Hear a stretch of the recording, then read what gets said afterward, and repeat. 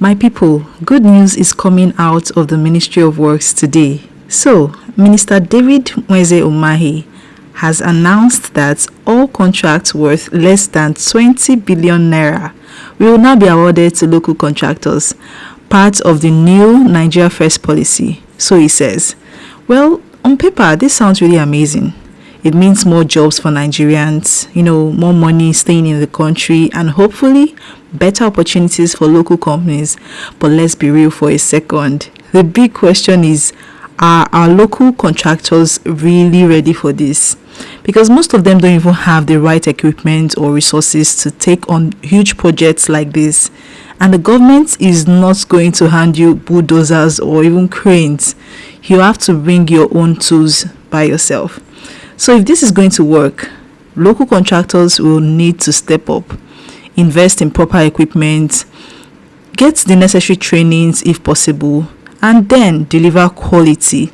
That's the only way this policy will make sense. Still, this is a commendable step if you ask me. Now, let's move to something that is trending. Senator Orji Uzor Kalu's house in the US. His house is on River Road, Potomac, Maryland, and it's been causing serious buzz online, especially on X. So a man called Chinedu Anichi made a video of the mansion, and in it, he dropped some confessions that you would love to hear. Some confessions that many people found so hard to believe. He claimed Orji Uzor Kalu has owned the house since 2003, way before he joined politics and became governor of Abia State. And of course, a lot of Nigerians did not buy that. Most people assumed the wealth came from politics.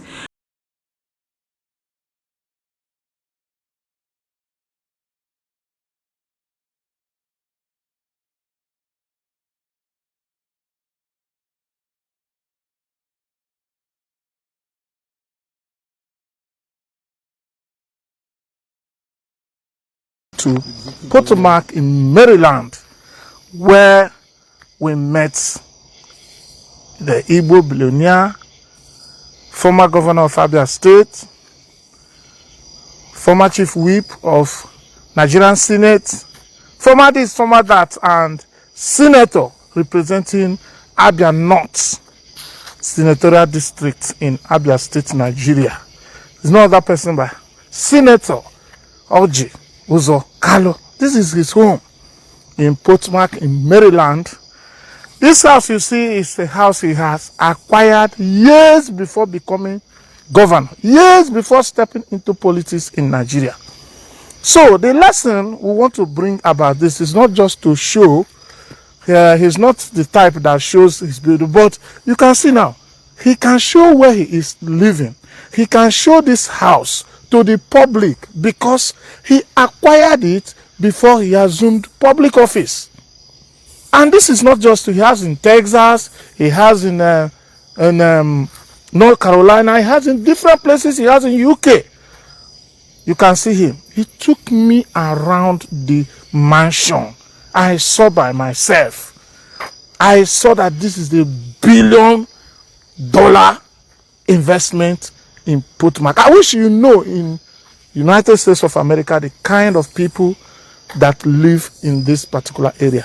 It's this house you are seeing. As we are going back now, you will see at the back is the river, So that back, this back you're seeing, okay, is the river they called River Potomac.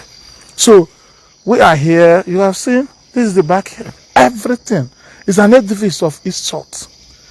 And what the lesson we want to bring is that some people did not come to government because they are looking for money. They come to the government, they assumed public office because they want to touch lives. Which house again will Senator Orji Uzor Kalu build that he has not built? Which city does he want to go and build that he has not built before? So this is what we just want to show the world this thing.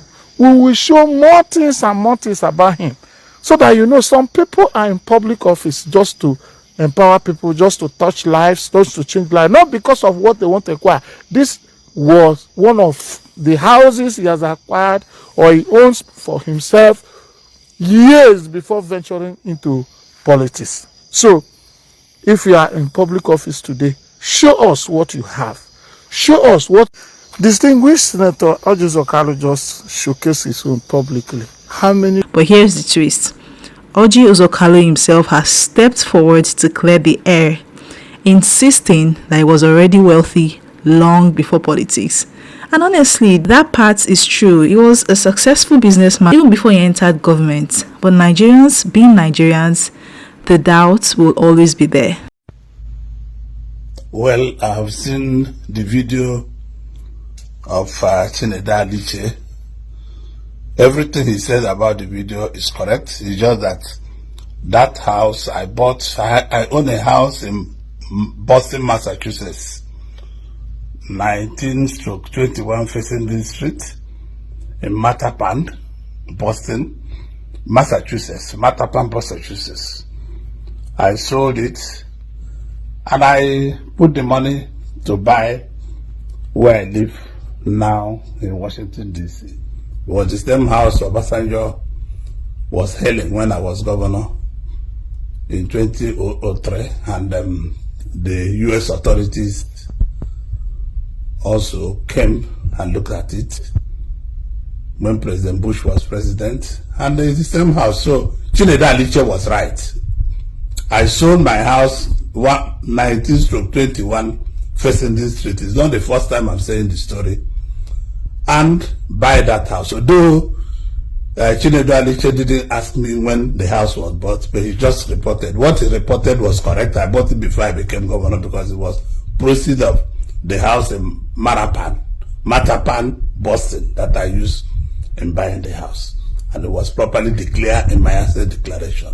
Houses are in my name, and I never bought it to hide from anybody that I own a house. It's just that he said I bought it before I became governor. I bought it in 2003. That was when I bought the house in Washington. I just wanted this to be clear in the public record. So we will continue looking for what we are looking for. People who will jump up tomorrow to say anything are not welcome to this matter, because 19/21 facing this street in Mattapan in Massachusetts was my house. I sold it and bought this place and still had some change. Thank you very much. I just wanted to clear Chinedu because I saw what he did. He never asked me questions on when I bought my house. It's good to keep the records very clear. Thank you. Meanwhile, in Imo State, APC leaders have been busy inspecting projects across the state. Videos have surfaced showing them moving from one project to another and checking on development. For Imo people, this is good sign because we want project that actually gets finished, not abandoned site. It's a tour of major ongoing and completed projects initiated by the Uzodinma-led administration in Imo State by members of the Working Committee of the All Progressives Congress led by the chairman, McDonald Iberi. And from the timber market all the way to Nase. The team moves through a series of landmark projects from the dualized Owerri-Umbise-Umahi Road, the reconstructed MCC Toronto Road, expansive Owerri-Olu and Owerri-Okigwe highways, state-of-the-art Imoland Information Center, amongst others.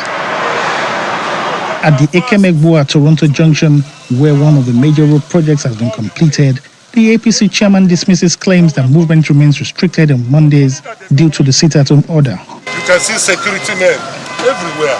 Army, police, governor provided security. You can see people trading. They say on Mondays that there's no movement, that is sit-at-home. But it is not true. Look at markets, everywhere is on. Security is doing their work. And Igbo people are happy. Following the inspection tour, the party officials reconvened at the APC Secretariat, where they highlighted other key achievements of the administration. Among them is the approval of a new minimum wage of 104,000 for Imo workers. The governor's compassion for workers was evident in his recent approval of a minimum wage of 104,000 naira for Imo State workers. At a time when inflation erodes income and many workers across Nigeria are struggling. Imo stands tall as a state where labor is rewarded with fairness and dignity. In recognition of these strides, the committee unanimously passed a vote of confidence in Governor Uzor Kalu, a motion that was seconded by the State Organizing Secretary, Ikechukwu Ume. Having seen all this, I'm moving a vote of confidence on our governor that he has done well for the people of Imo State. I so move.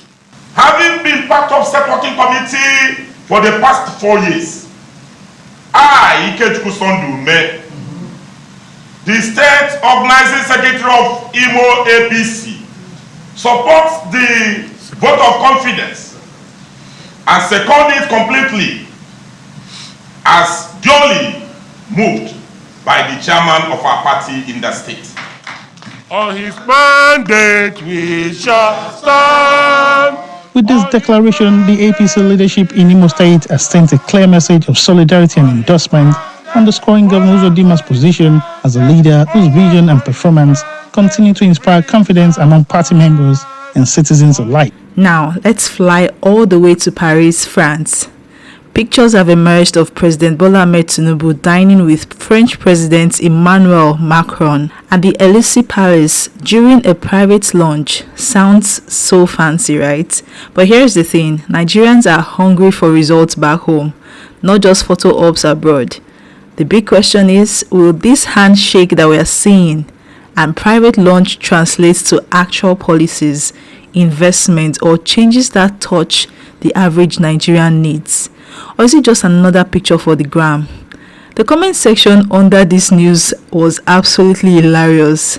Nigerians never fail to make light of serious issues. And finally, something you don't see every day. Popular Arise TV broadcasters Rufai, Oseni and Oji Okpe blasting each other on air, all because of Tinubu. Hey, these two are usually sharp, but this time things got so personal, and honestly, it's made for some fairy TV. You'd love to see this. What the president also went to see in Brazil, that corruption is gone. Corruption is not gone from Nigeria. We also know that corruption is not gone. You know, Rufai, I would like to restate that point again, because I did make it when you mentioned it, that the president was not saying corruption is gone in Nigeria. He was talking about the fact that corruption is gone from the subsidy regime. Let us just, be sure that that's what he said. No, I think you should play this. Not the half video, Oji. Play the full statement. We've gone to and he did say that corruption is gone in Nigeria. It was the clarification afterwards. It was the clarification afterwards. Yes, what's wrong if you have made a statement? No, I'm not. Don't argue. I'm not arguing with you. I just want to make a statement. I'm making a point. But you haven't let me land. You haven't let me land. I'm making a point. Let me finish, please. Would you let me land? Okay, go ahead. Fantastic. There's nothing wrong with making a statement, and you go back and clarify it. So on this position is what I'm saying, that the president was talking about corruption gone during the subsidy regime. Oji, that's all I'm saying. Oji, you are factually incorrect. Okay, go ahead. I put it to you, you are factually very incorrect. Go ahead. Go ahead. Because the point is, in the video, he stated it clearly that corruption was gone. That means you didn't hear what I just said. Wait, whatever that they sent to be the clarification was not what the president said initially in the video. But he clarified. So in the clarifying is an afterthought. The question is, wait a minute, let me finish. The question is, did the president say corruption is gone or not in the video? He said it. He did. We played Clarify is an attempt to spin afterwards to be able to mitigate the impact of what the president said.